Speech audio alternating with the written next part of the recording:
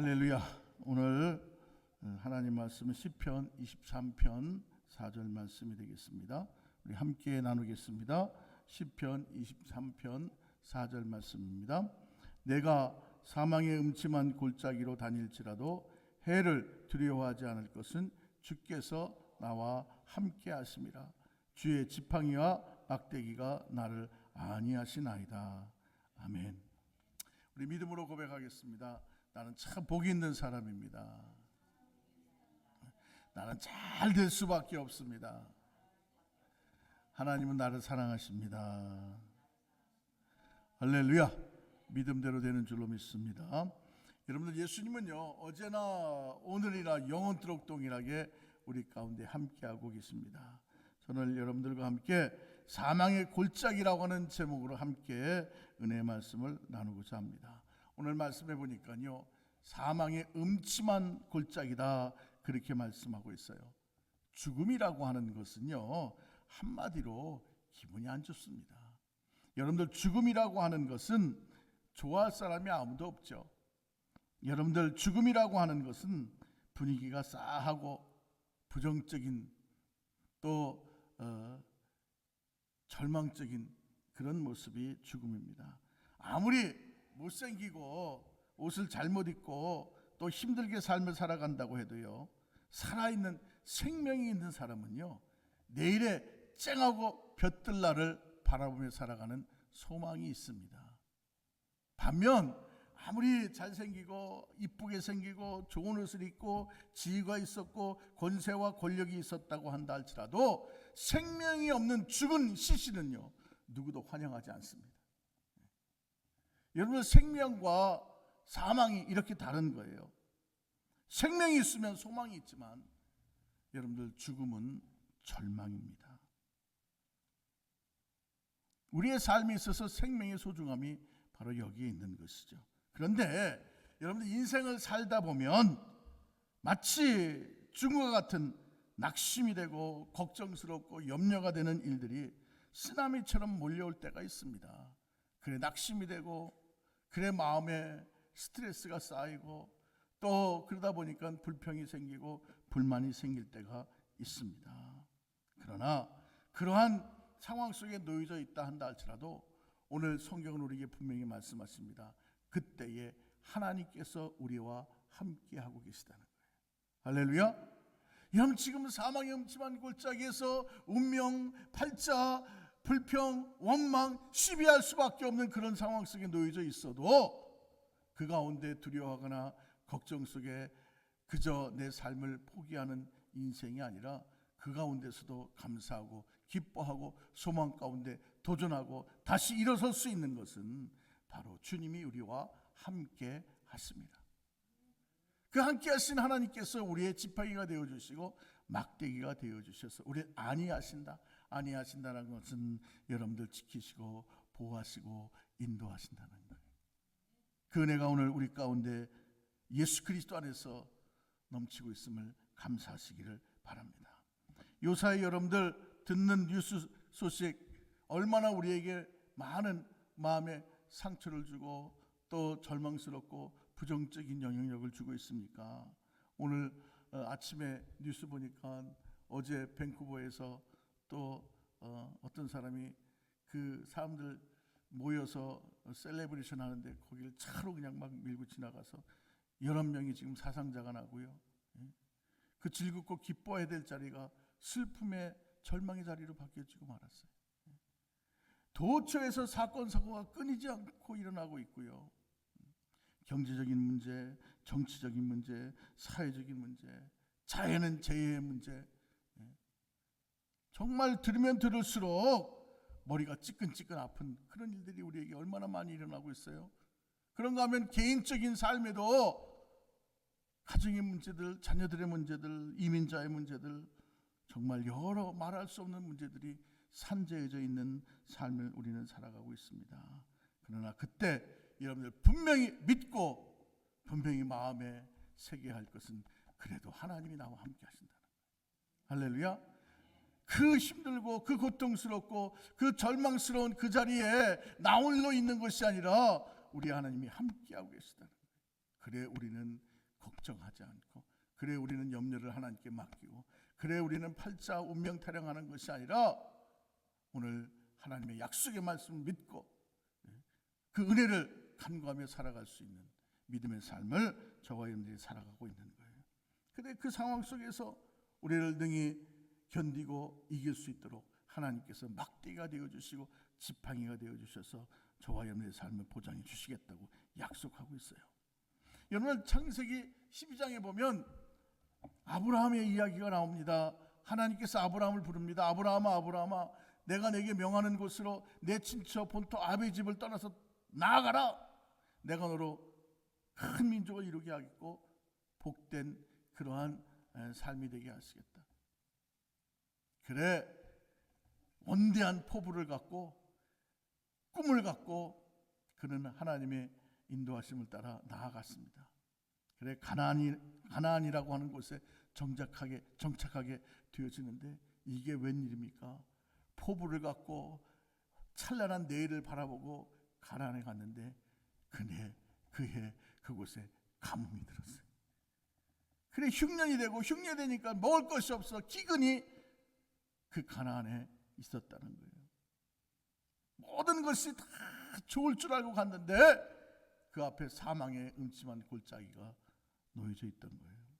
그래 그것을 피해가려고 하다 보니까 애굽으로까지 내려가게 되었는데, 애굽에 내려가니까 먹을 것은 있어서 기근은 피했는데 그만 그의 아내를 바로 왕에게 빼앗겨버리고 맙니다.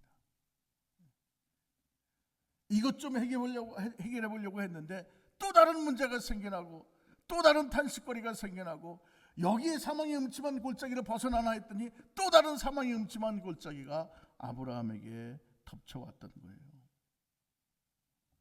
그런데 그때 하나님께서 함께 하시고 역사하사 문제 해결해 주시고 다시 사라를 되찾고 함께 가나안으로 되돌아가는 놀라운 은혜를 힘입게 되어집니다.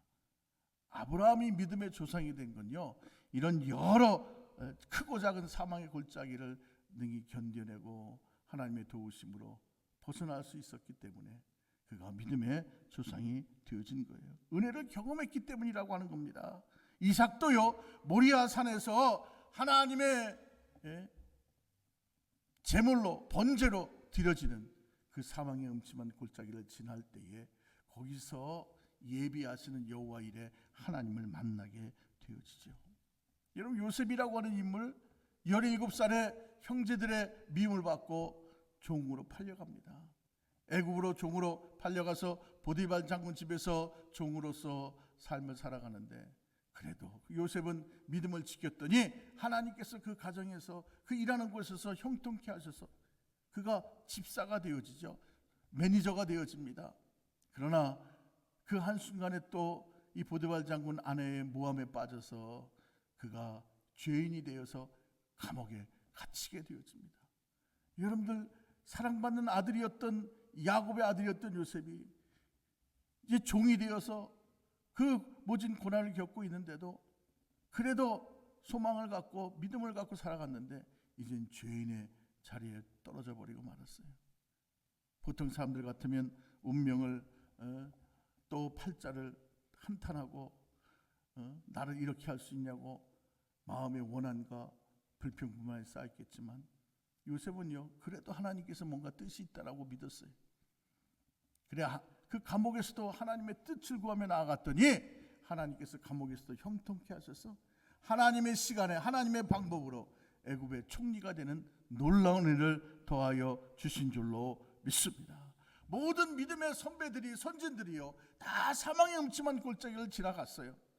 그러나 그 가운데서 우리 하나님께서 그들의 지팡이가 되어주시고 그들의 막대기가 되어주셔서 그들을 지키시고 보호하셨기 때문에 그들은 그걸 이겨내고 사명 감당하고 하나님 예비하심의 은혜와 사랑과 축복을 힘입게 되어진 줄로 믿습니다. 자, 그러면 왜 하나님께서 우리에게 이 꽃가루 때문에 알러지가 생기나 보네. 아이고 주여. 보기는 좋은데 왜 하나님께서 우리에게 이렇게 사망의 음침한 골짜기를 지나게 하시는가? 그거 없으면 안 되는가? 왜 하나님께서 이 사망의 골짜기를 지나게 하시면서 우리를 그 가운데 훈련시키시고 있는가? 첫째는요, 우리를 온전한 하나님의 종이 되게 하기 위해서 그래요. 여러분들, 우리는 우리의 인생의 주인이 아니라 하나님께서 우리에게 인생을 주신 그러한 하나님의 종으로서의 삶을 살아가야 되는 거예요. 그래, 내 마음대로 내 뜻대로 사는 게 아니라 하나님의 뜻대로 살아가는 것이 바로 저와 여러분들의 인생의 아름다운 신앙의 모습이라고 하는 거죠. 아담과 하와가 왜 하나님께 범죄했습니까? 하나님께서 천지만물을 다 지으시고 아담과 하와에게 그것을 맡기시고 그것을 관리하라고 하셨어요. 그런데 아담과 하와가 자신들이 주인 되려고 할 때 그들은 하나님의 말씀에 불순종하게 되어집니다. 하나님께서 아담과 하와를 사랑하셨죠. 그러나 그럼에도 불구하고 분명한 룰을 정해 놓으셨어요. 이 선악과는 먹지 말라. 먹는 날에는 죽는다 하셨어요. 그런데 사탄이 틈타서 하와에게 미혹하죠. 야, 너 그거 먹으면 죽는 게 아니라 눈이 밝아져서 하나님처럼 돼. 네가 하나님이 될 수 있어. 그에게 미혹되어서 선악과를 바라보니까 먹음직도 하고 보암직도 하고 지혜롭게 할 만큼 탐스러워. 그래, 그만 선악과를 따먹고 맙니다. 그리고 자기 남편에게도 주어서 같이 죄를 짓게 하죠.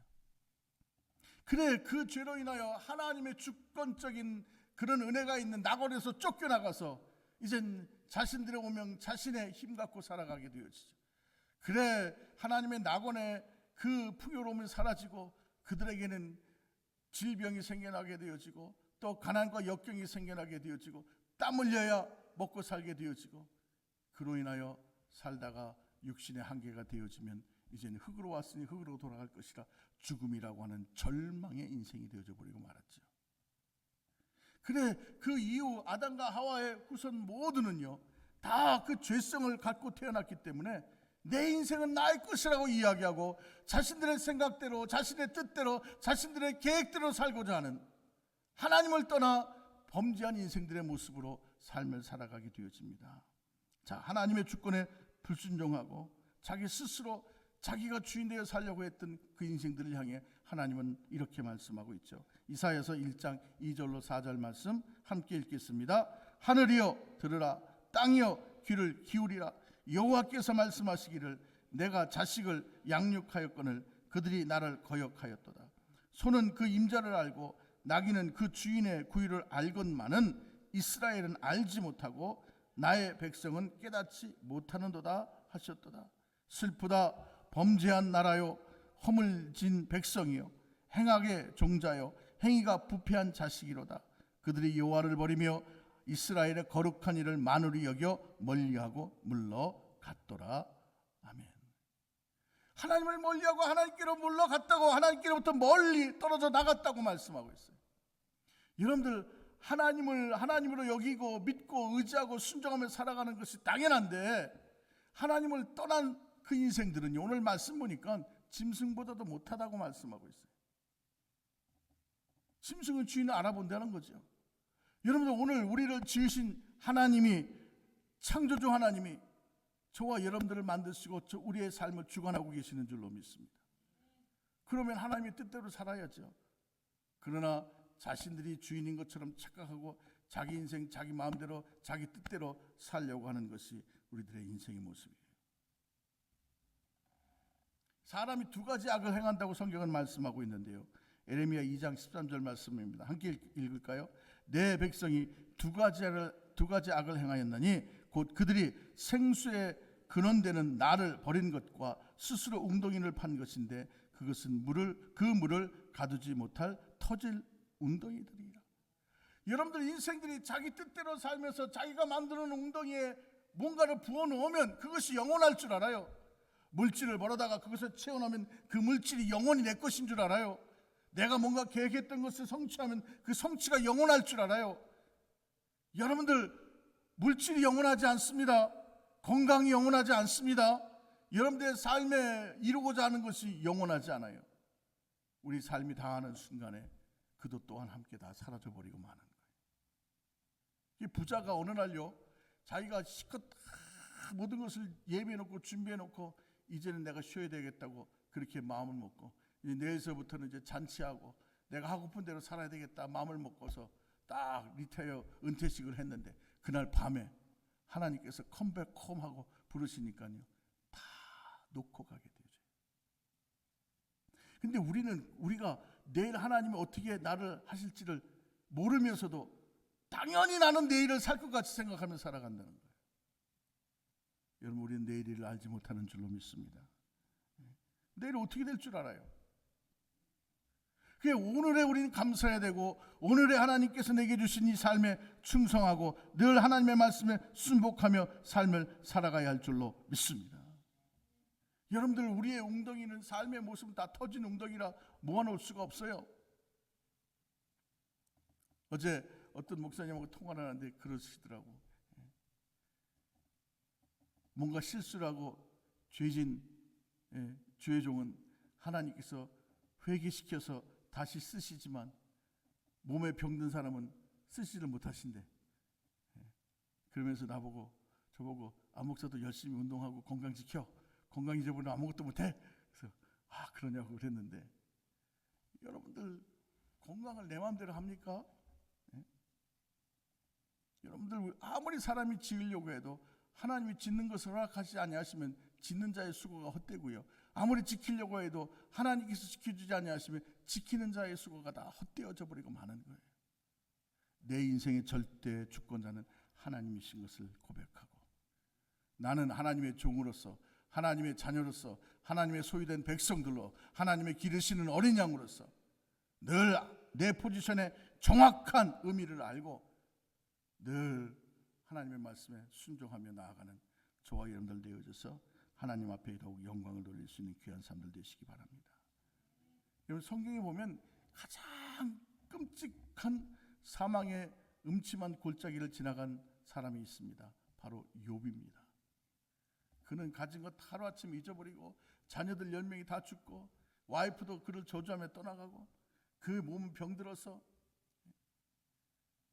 온몸에 헌대가 나고 진물이 흘러서 기와장으로 몸을 긁으면서 제 가운데 앉아있는 그런 처참한 인생이 되었어요.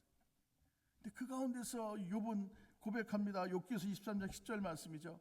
나의 가는 길을 오직 하나님께서 아시나니 하나님께서 나를 단련하신 후에는 내가 정금같이 나올 것입니다. 할렐루야. 여러분들, 우리의 삶에 하나님 앞에 분명한 질서가 회복되어질 수 있는 것이 바로 고난의 사망의 골짜기를 지나갈 때 우리 가운데 이루어진다는 것입니다. 두 번째로, 이 사망의 음침한 골짜기를 달릴 때 우리에게 유익된 것은요, 우리가 회개하고 겸손하게 되어진다는 거예요. 신명기 8장 2절로 4절 말씀 보면 이스라엘 백성들이 광야를 지날 때 왜 하나님께서 그들을 광야라고 하는 사망의 음침한 골짜기를 지나게 하시는가, 그 이유를 말씀하고 있죠. 함께 읽겠습니다. 내 하나님 여호와께서 이 40년 동안에 내게 광야길을 걷게 하신 것을 기억하라. 이는 너를 낮추시며 너를 시험하사 내 마음이 어떠한지 그 명령을 지키지 않는지 알려 함이라. 너를 낮추시며 너를 줄이게 하시며 또 너로 알지 못하며 내 조상들도 알지 못하던 만나를 내게 먹이신 것은 사람이 떡으로만 사는 것이 아니요 여호와 입에서 나오는 모든 말씀으로 사는 줄을 내가 알게 하려 하심이니라. 이 40년 동안에 내 의복이 헤어지지 아니하였고 내 발이 부르트지 아니하였느니라. 아멘. 여러분들, 우리는 편안하고 모든 일이 다 순조롭게 되어지면요, 자기 반성을 안 합니다. 다 내가 잘 돼서, 그래도 내가 인격이 뭔가 다른 사람하고는 차이가 나게 좋아서, 또 내게 능력이 있고 또 내게 있는 것이 다른 사람과 달라서 내가 이렇게 뭔가를 잘 이루어간다고 생각하기 때문에 자기 반성들을 안 해요. 근데 그러다가 사망의 골짜기를 지나가게 되어지면 어이쿠 큰일 났구나. 그리고 그때서부터 자기 자신을 바라보죠. 이게 내가 이런 부족함이 있었구나. 내가 하나님 앞에 이렇게 수치가 많이 있구나. 주님 용서하여 주옵소서 고백이 절로 나게 되어지죠. 회개하십시다. 그럼 잘 될 때는요, 아유 누군가 회개해야지 그러죠. 근데 고난 속에 들어갈 때 회개하십시다 그러면 그래, 그 회개는 나를 위한 회개지. 그리고 가슴에 손 얹고 기도합니다. 하나님, 내 죄가 진홍같이 붉을지라도 양털처럼 희게 하세요. 하나님, 내가 하나님 앞에 주홍같이 붉은 죄가 있습니다. 눈과 같이 희게 하여 주시옵소서. 여러분들, 우리에게 때로는 이 사망의 음침한 골짜기가 내가 회복되어지는 회개 자리가 되어지고요, 그 사망의 음침한 골짜기가 바로 나를 겸손하게 많은 훈련장이 되어진다는 것이에요. 에스겔서 18장 30절로 32절 말씀 우리 함께 읽겠습니다. 주 여호와 말씀이니라. 이스라엘 족속아, 내가 너희를 각 사람이 행한 대로 심판할지라. 너희는 돌이켜 회개하고 모든 죄에서 떠날지어다. 그리한즉 그것이 너희에게 죄악의 걸림돌이 되지 아니하리라. 너희는 너희가 범한 모든 죄악을 버리고 마음과 영을 새롭게 할지어다. 이스라엘 족속아, 너희가 어찌하여 죽고자 하느냐? 주 여호와의 말씀이니라. 죽을 자가 죽는 것도 내가 기뻐하지 아니하노니 너희는 스스로 돌이키고 살지니라. 아멘. 하나님의 뜻은 우리가 더욱 영혼이 잘되고 범사가 잘되고 간건하여 행복을 누리며 살아가는 것이지요. 늘 짜증내고 원망하고 고통스러운 삶을 살다가 절망하며 세상 떠나가는 것이 하나님의 뜻이 아니에요. 여러분들, 그러므로 우리는 빨리 회개하고 소망의 길로 나아가야 할 줄로 믿습니다. 여러분들, 생명의 길을 택하시기를 주님의 이름으로 간절히 축원을 드립니다. 여러분들, 우리가 사망의 음침한 골짜기를 지나다 보면요, 나는 아무것도 아닌 것을 알게 되어지죠. 내 힘 갖고는 아무것도 할 수가 없어요. 내 노력으로는 성취할 수가 없어요. 하나님이 도와주시니까. 할렐루야. 하나님이 함께해 주셔서 나의 안고 일어섬을 아시고 처음과 나중 되신 하나님께서 나의 모든 것을 주관하시기 때문에 내가 이렇게 살아가고 있구나. 하나님 감사합니다. 은혜를 알게 되어지죠.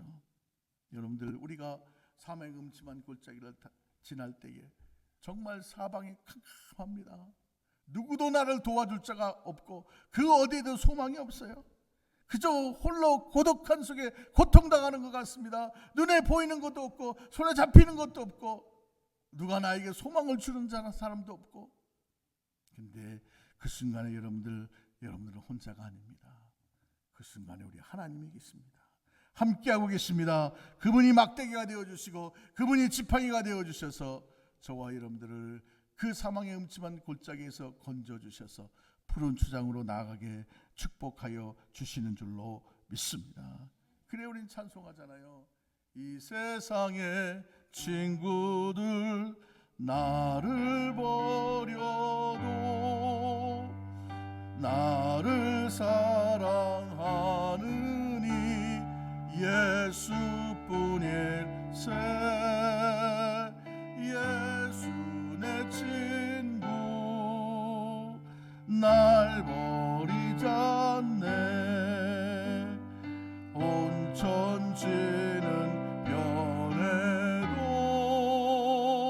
날 버리지 않네. 아멘. 여러분들, 사람을 바라보면 다 사람을 배신당하고 삽니다. 다 못마땅한 거예요. 예전에 할머니 할아버지들이 나와서 퀴즈를 맞히는 프로그램이 예전에 있었는데 제가 어쩌다가 유튜브를 통해서 예전에 있던 그걸 보게 됐는데 그 사회자가 퀴즈를 내는 거예요. 문제를 내는 거예요. 천생연분이라고 하는 글이 나와서 이거 맞추라고 하는데 할아버지가 그 천생연분을 딱 보더니만 할머니한테 당신하고 나의 사이, 그러니까는 그 할머니가 하는 말이 왼수, 그렇게 얘기를 하는 거예요. 그러니까 할아버지가 아니 두 글자 말고 네 글자, 그러니까 평생 왼수, 그렇게 얘기를 하시더라고요. 천생연분인 줄 알았더니 평생 왼수래요.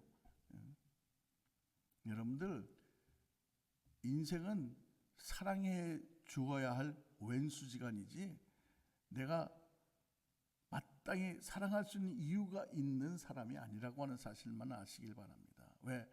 우리에게 부족함이 얼마나 많아요. 사람 의지하지 마시기 바랍니다. 사람 보면 다 꼬꾸라지고 사람 보면 다 불평하게 되어지고 사람 보다 보면 허탈해지고 사람보다 보면 여러분들 마음에 상처밖에 남는 게 없어요.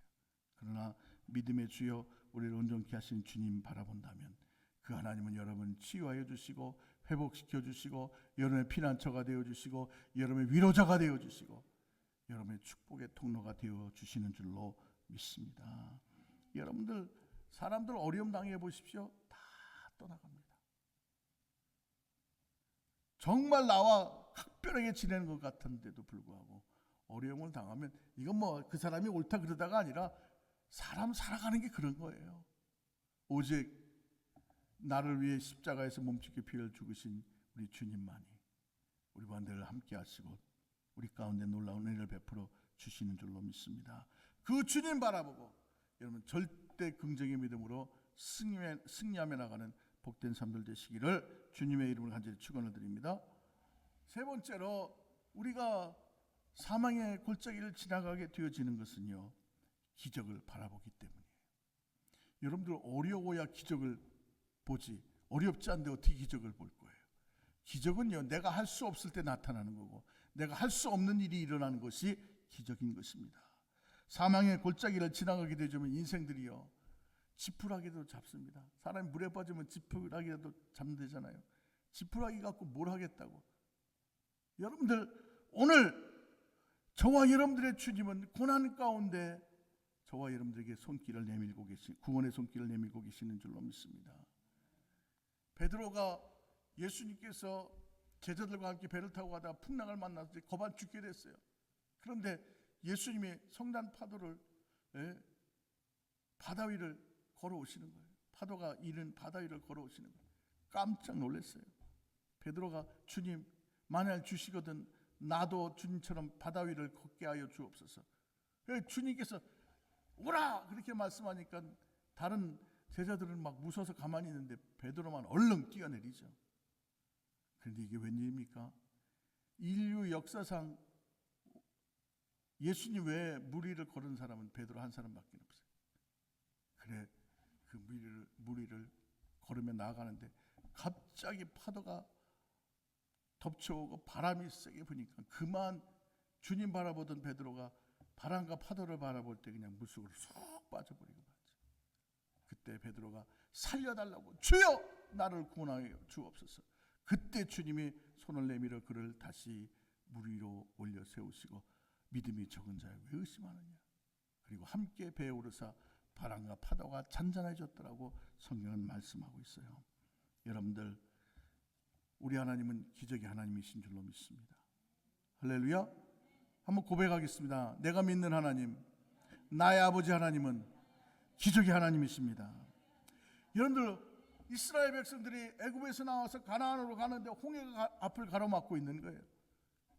그때 그 무리의 숫자가 자그마치 200만이 넘습니다. 여러분들 그 숫자가 그 홍해를 건너가야 되는데 이건 생각할 수가 없는 거예요. 이뤄질 수가 없는 거예요. 다리도 없죠. 배도 없죠. 뭐 한 2,000명, 3,000명 가는 거라면 뭐 어떻게 해보겠는데 200만이 넘는 그 인구가 그 홍해를 건너간다는 게 그 당시에는 감히 상상조차 할 수 없는 거예요. 방법이 없어요. 아니면 홍해를 가로지르지 말고 돌아서 가야 되는데 뒤에 애국 군대가 병거를 타고 이스라엘 백성들을 다시 잡으려고 쫓아오고 있는 거예요. 그때 모든 백성들이 다 원망하고 불평하고 하나님을 모욕하고 불신하고 나갔지만 모세는 하나님께 나가 간구하죠. 주여 도와주옵소서. 모세야 내 손에 지팡이를 들고 나가 홍해를 향해 손을 내밀어라. 그래 구하고 말씀대로 나가서 지팡이를 잡고 손을 내미니까 하나님께서 동풍을 불게 하시는데요. 밤새도록 바람이 불게 하셔서 홍해를 반으로 쫙 갈라버렸어요.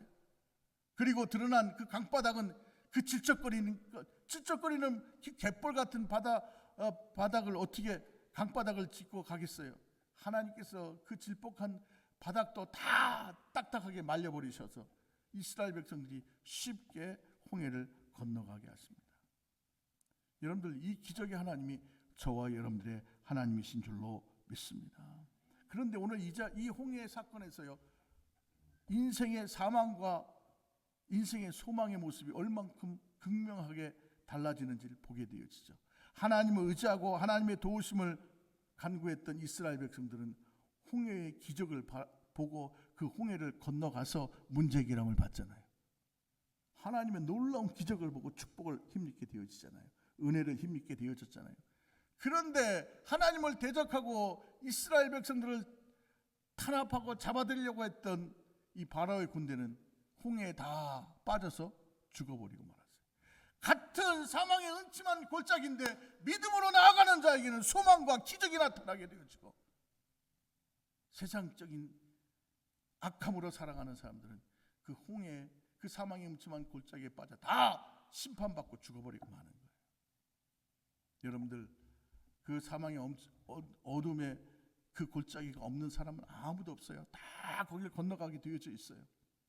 그런데 오늘 저와 여러분들은 주님과 함께하고 있기 때문에 그 자리가 소망의 자리가 되어지고, 그 자리가 기적의 자리가 되어지고, 그 자리가 하나님의 놀라운 역사가 나타나는 축복의 자리가 되어지는 줄로 믿습니다. 여러분들, 우리가 어떠한 환난과 역경 속에 있다고 해도 우리의 믿음의 주여, 우리를 온전케 하신 주님만 바라보고 나아간다면 우리는 반드시 모든 것이 함께 선을 이루는 복된 삶을 살아가게 되어지는 줄로 믿습니다. 시편 138편 7절 말씀이에요. 시편 138편 7절 말씀 함께 읽을까요? 내가 환난 중에 다닐지라도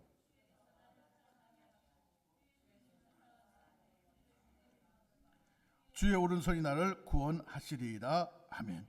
하나님은 우리를 구원하시기 원하시고 우리의 삶의 모든 것이 함께 선을 이루게 하시는 것이 하나님의 뜻이지, 우리로 여러분들 사망의 음침한 골짜기에서 허덕거리다가 거기서 절망하는 인생으로 끝나버리기를 원하시는 하나님이 아니에요. 그래, 우리는 끊임없이 절대 긍정의 믿음을 갖고 아무리 어렵고 힘들어도 우리는 기도하면서 하나님의 기적을 보는 믿음의 삶들 되어야 될 줄로 믿습니다. 성경에 보니까 우리를 가리켜 이야기하기를 질그릇이다 그랬어요. 질그릇이 얼마나 연약합니까? 놓치면 그냥 깨어져 버리고 말잖아요. 그런데 그 질그릇 안에 보배 되신 예수님께서 계시니까 사방이 나를 아무리 우겨싸려고 해도 우린 우겨쌈을 당하지 아니하고, 답답한 일을 만나도 우린 낙심하지 아니하고, 때로는 살다 넘어질 수도 있고, 때로는 살다가 큰 그런 고난 속에 있다가 한다 할지라도 우리는 절대로 망하는 법도 없고 버림받지도 않는 그런 귀하고 복된 삶을 살아가게 되어집니다. 여러분들, 주님이 함께 하시기 때문에, 주님이 함께 하시기 때문에.